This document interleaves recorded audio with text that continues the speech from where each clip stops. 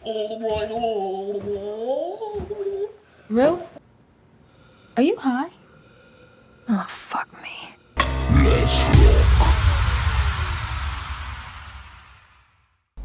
Rekap alur cerita Euphoria musim 2 episode 3. Perenungan pengganggu besar dan kecil. Episode 3 dibuka dengan cerita yang menarik dan mendalam tentang masa lalu dominan Daddy alias Carl Jacobs. Jujur hal ini menarik karena kita penasaran apa yang sudah dilaluinya hingga ia terlihat sangat tidak bahagia dan penuh kebohongan menjalani hidupnya yang sekarang.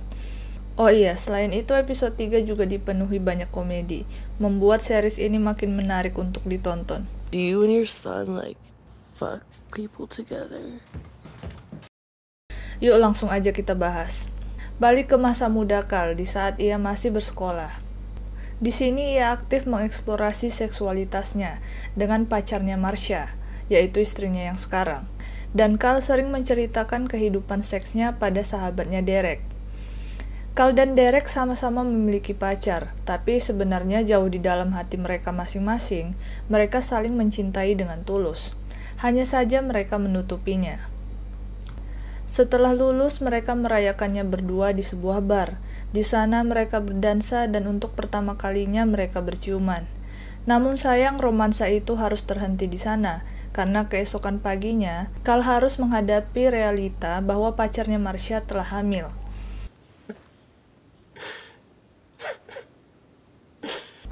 Scene beralih ke Ru yang terlihat kegirangan. Ia menari dan bernyanyi, lalu berimajinasi tentang dirinya yang sedang mengajar di sebuah kelas, menjelaskan kenapa ia memakai narkoba dan tidak berniat untuk berhenti, karena dunia terasa kacau baginya.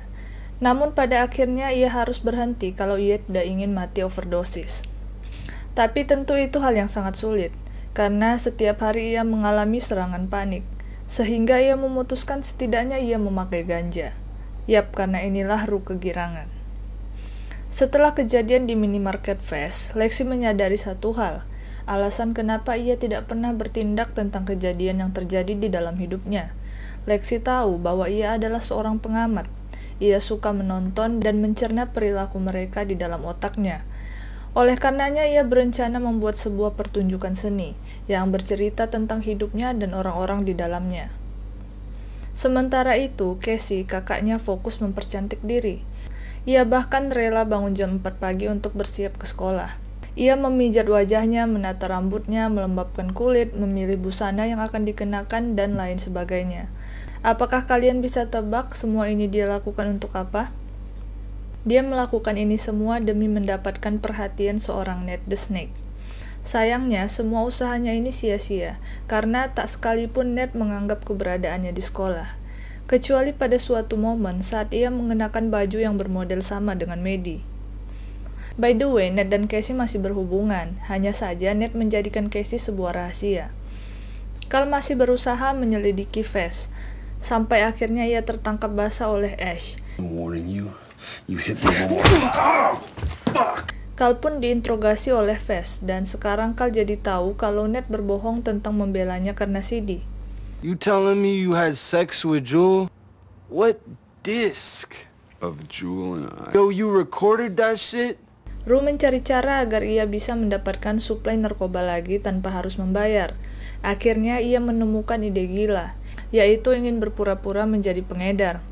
Awalnya ia menawari kerjasama dengan Fest, tapi mentah-mentah ditolak.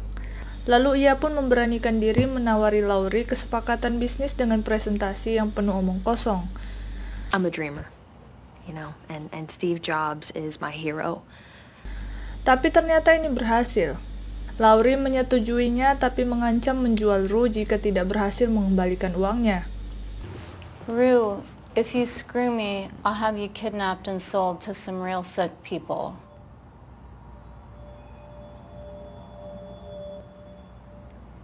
Okay.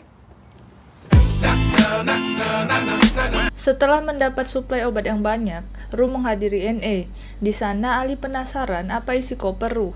Sepertinya firasat Ali sangat kuat kalau Ru akan kambuh. Namun karena kesal dengan Ali yang suka menceramahinya, Ru melontarkan kata-kata yang melukai Ali. Ru membahas masa lalu Ali yang KDRT dan dibenci dua putrinya karena itu.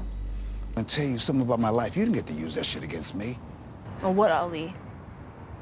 You gonna hit me? By the way, hubungan Elliot, Rue, dan Jules makin akrab. Selain nyaman berteman, mereka bertiga saling menyukai satu sama lain. Di suatu kesempatan, Jules berbincang dengan Elliot. Di sana mereka membahas kalau Rue bukanlah orang yang suka seks, sementara Jules kebalikannya. Elliot lalu memberikan saran ke Jules untuk menggoda Rue. Menurutnya itu mudah karena Jules adalah sosok yang menggoda. Because you're very fucking fuckable. And you're fascinating, right? Di akhir episode ditunjukkan kalau Casey sedang menunggu Ned, namun tiba-tiba dibatalkan begitu saja karena urusan mendadak. Yang Casey tidak tahu, urusan mendadak itu adalah ini.